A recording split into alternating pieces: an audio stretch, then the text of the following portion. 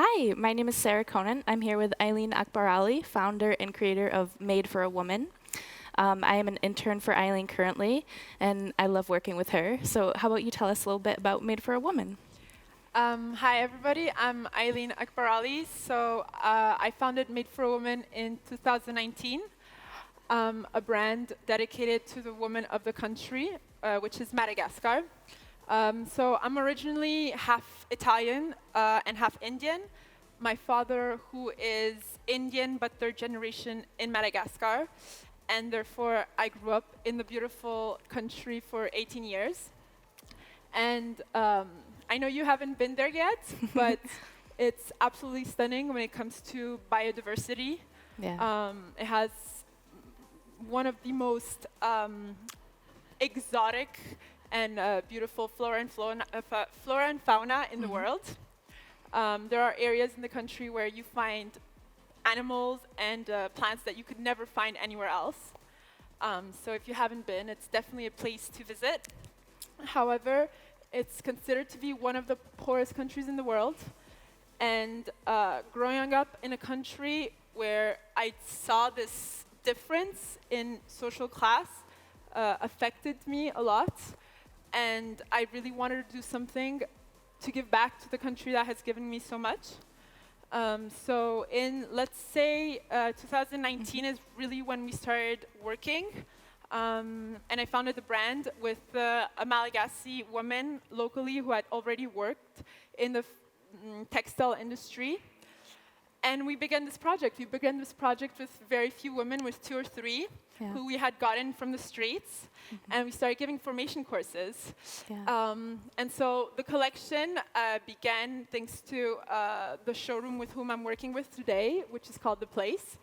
And they saw the potential of the products because they thought it was beautiful, but we had to work on a collection that would be sellable in, let's say, the European world with a European taste.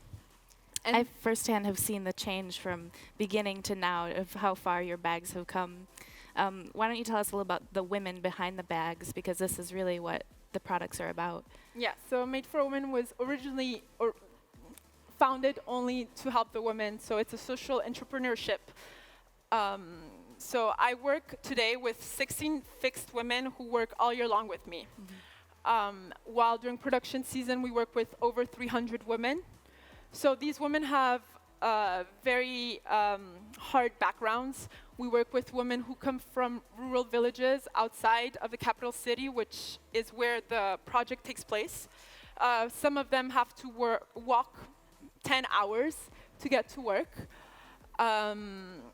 We work with vulnerable women who 80% of these women are single moms who have on average 3 children and who on average are 25 years old. So very young population. And these are the women I work with. They're from very poor areas, women who unfortunately aren't given the kind of power they should have. Malagasy women are very strong women. They have a lot of responsibilities, and unfortunately, many times they're the responsible ones to work and bring back money home. So it's very great to work with a beautiful team like that, especially at the beginning.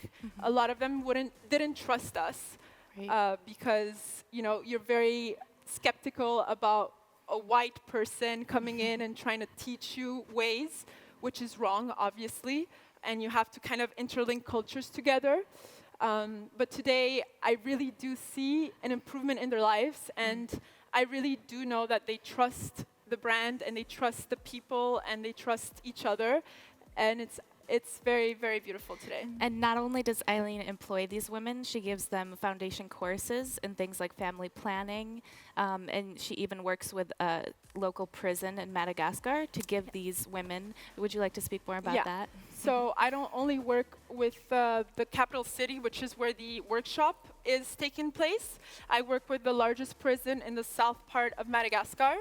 And in that prison, we give formation courses, weaving courses, as you can see, these products where we'll soon explain to you more in detail about how they're made and how long it takes.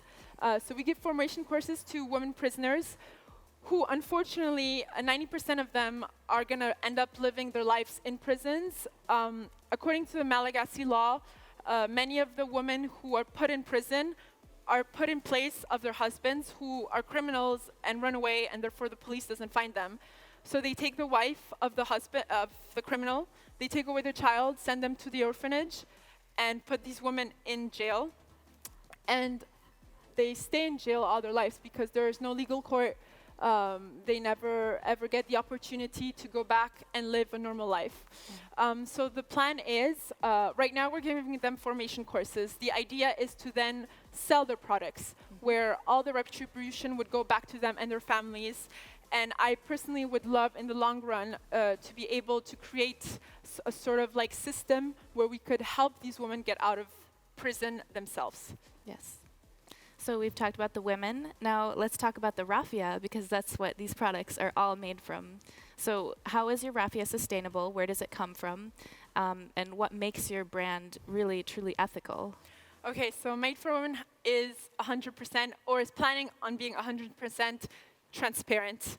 That is the scope. I think in the world that we live in, a lot of behind-the-scene artisans are exploited, and that is really not the point of Made for a Woman. The point is to really showcase the artisans behind the scene, and that's why it's called Made for a Woman.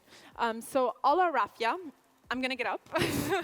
All our raffia is made from ethical raffia. So raffia derives from a palm tree near the water in certain locations in Madagascar. And we work specifically with a supplier that has been certified and only works with certified collectors and national parks. So actually last year, I went with a freelance from National Geographic to film the whole supply chain of the brand. And I'm actually working on putting together a small documentary to present to our clients. Oh, wow. But the idea is that our raffia comes from this beautiful national parks in the north of Madagascar, where people in the villages there cut down the leaves of the palm, and that is exactly what we work with. They let these fibers of plants, the leaves of the plants, dry up for a few hours. So they go from being green to being white, which is natural raffia, as you guys can see here. This is the closest it's been to natural raffia. And from there, the collectors who are certified come pick up the raffia, and they bring them to the suppliers. We, with the supplier, which is called Calfan SRL, which is located up in the north, we replant over 1 million trees a year to give back to Earth what we have taken. And then from there, all our natural colored raffia, which is beige or natural or like brown, are colored with natural colors. So either tea or carrots and so forth with vegetables. Yeah. While Very our cool. stronger colors, such as this one, which is like fuchsia, is colored with azo-free pigments. So it should harm less the environment and the bodies and the women who work with us. And even the dye that is used to color with the azo-free is recycled and reused to water the plants at the dyeing facility, or just to reuse and re-dye other raffia pigments. Yeah, so the Very plan is cool. to be 100% reusable, recyclable, and so forth. All our products, therefore, are sustainable, including the fabric inside, because each of our product has a fabric inside, which is chosen from the local market. So no two bags will have the same pocket Linings. or fabric inside, because on the day of the week, we decide to go to the market and we buy fabric from the market itself so that we don't have to make fabric ourselves. And we reuse it for each bag so that everyone has one of a kind of a bag. So I'm going to talk a bit more about the details of the bag, because I would like people to know that they're 100% handmade. Yeah. From the logo, which is a small woman, which represents the Made for a Woman team. This is made of raban, which is a fiber that derives from raffia. It's just worked differently. So this is 100% biodegradable. Then there's the fabric, as I had explained earlier. Then the raffia, obviously. And then each bag has a tag that is made out of flower paper, which is a particular technique that we call Antanimour paper in Madagascar.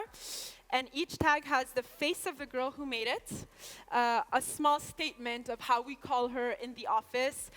So for instance, this is made by Georgette, who actually signed this. And we call her the best weaver because she can finish bags one day before everybody else. And here you will find a QR code, which the client can then scan. And it will bring you directly to our website on the page dedicated to this woman. So the point of this is to really create a direct relationship between the artisan and the client. What I would love to have is to, in the long run, for the client to know every single person who works at Made for a Woman and be able to indirectly communicate with the woman.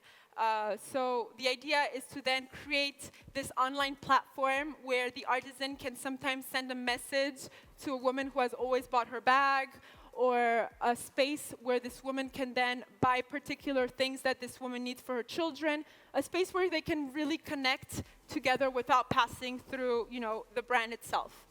So that's the ultimate goal of the brand. Fantastic. And there's no shortage of fun at Made for a Woman. You have some show-stopping pieces, such as this try that? large chapeau.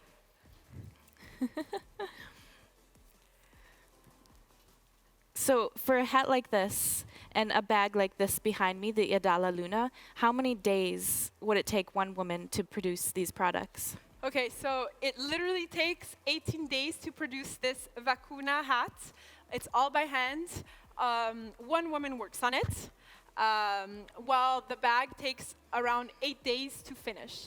So it's a long process of weaving and hours of weaving as well. Fantastic. Yeah. There's just so much detail in every single one of these products. Beautiful. And so the raffia, the women, and what are some of... So you want to be 100% transparent in your company, which means the consumer knows from start to finish every single person that goes into a bag, how many materials are used, and even in terms of like being plastic free, your atelier is 98% plastic free. And for example, the only pieces of plastic that are used are the buckets for mopping up. So what are some of your other bigger goals for becoming even more sustainable in the next 5 years? Okay, so I would love to be 100% plastic free. I would really like to measure our carbon footprint as well, because Madagascar is an isolated country in Africa. So for instance, our shipping costs and also shipping footprint is extremely high. So I would really like to find a method where, we don't pollute the world as much because of shipments. We would like to install solar planners so that Madagascar is a country filled with sun, so that we can create our own electricity and water, and include an in-house dyeing system where we will process all the raffia dyes ourselves, because I would really love to be 100% vegetable dyes. Obviously, it's going to be a bit harder with stronger colors like pink and blue, but we'll find a way. We'll find different ways to do so. Wonderful. So yeah, I guess this is Made for a Woman. Thank you so much for watching. If you're interested in the project and would like to know more about it, you can follow us on Instagram as Made for a Woman with the number 4 and the underscore. We are working on our website. We just have a landing page for the moment. And we do have a Facebook account, Made for a Woman. And thank you so much for paying attention. Thank you. Thanks, Eileen.